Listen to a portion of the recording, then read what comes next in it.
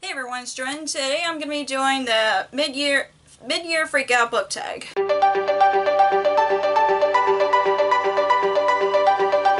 I can't believe that we're halfway through the year already, and I'm really excited to talk about some of my favorite books and some of them that I've been disappointed by, but I've always liked doing this tag almost every year, so yeah, let's get to the tag.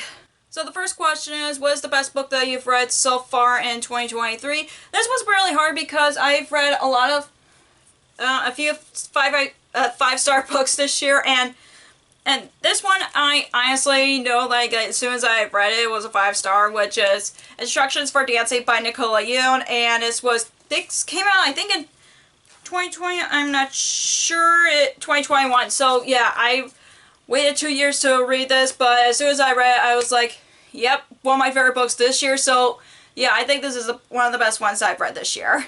And the next one is, what is the best sequel that you've read in 2023? I've read a lot of sequels this year, and I'm really proud of myself for doing that because I've been so behind on my reading some sequels, but this came to mind because as soon as I read best sequel that I've read this year, which is Capturing the Devil by Carrie Maniscalco, I honestly almost cried because I know that this is the end of Audrey Rose and Thomas's story, and I'm gonna miss these characters, but I'm just glad that their story has come to an end. So yeah, I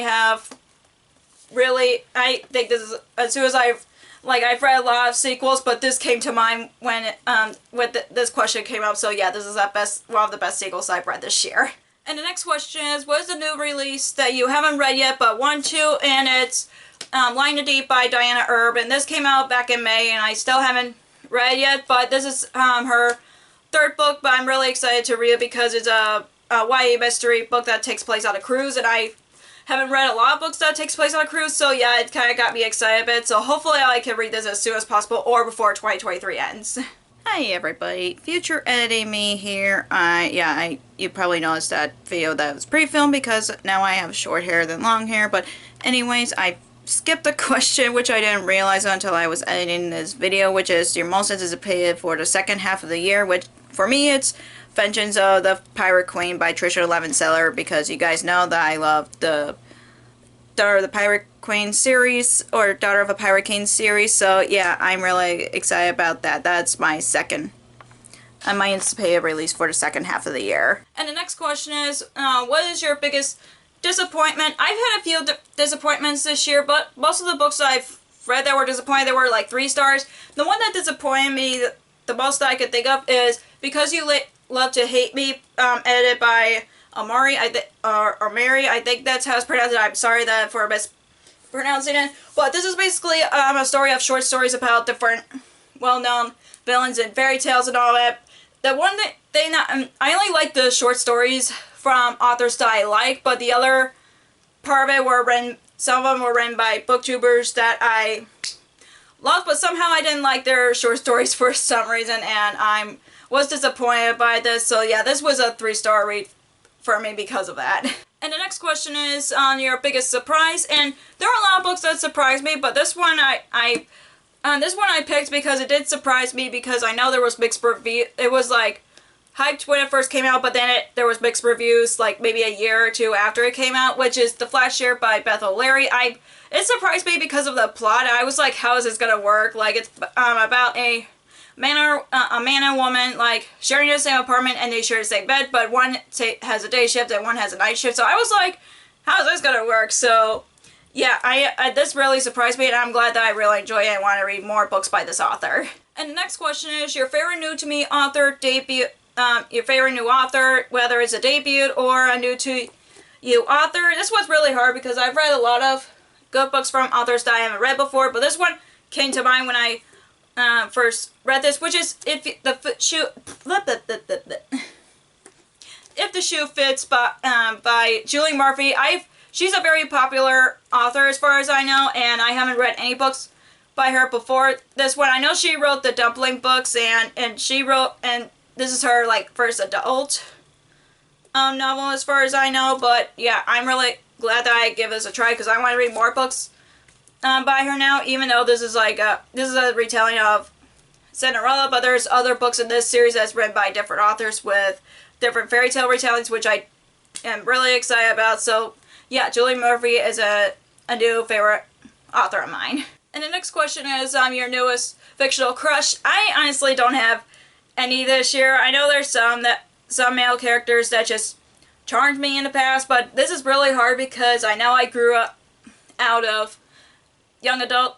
I still read young adult novels, but I grew out of having fictional crushes on fictional characters, and I have developed more crushes on adult romances that I've read or adult books, but this year I don't have any new crushes. Mostly I have crush on characters based on personalities that is similar to my own husband, so that's the weird part, because I know last year Well Met what the main male character was my newest crush because he reminds me of my husband. So yeah, I rarely get crushes anymore, so yeah, I don't have any new crushes this year.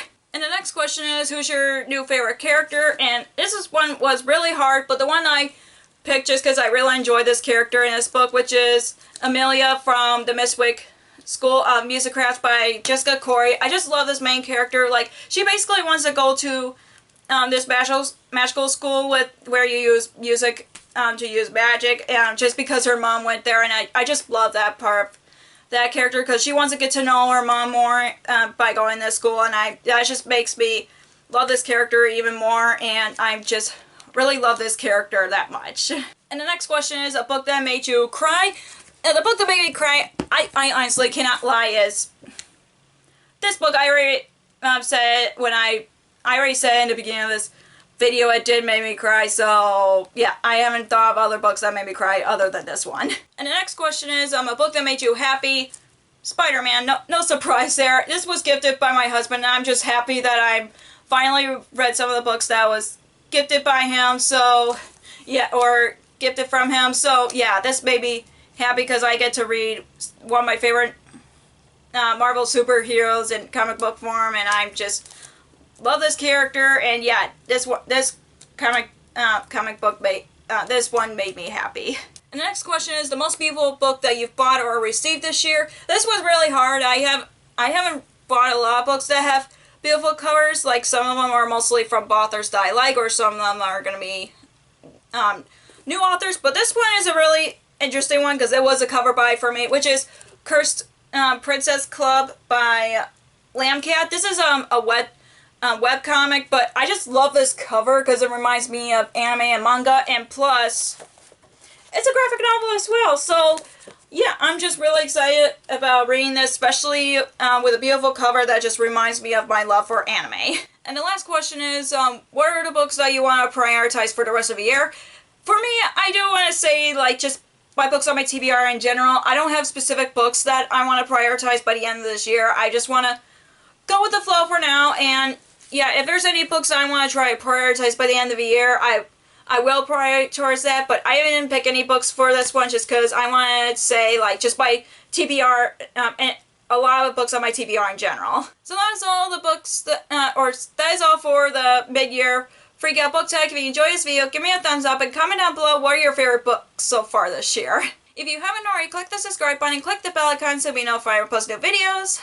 Also, you can follow me on social media like Facebook, Twitter, Instagram, and Goodreads, which all links will be down below for you guys. Thank you so much for watching. I'll see you in my next video. Bye!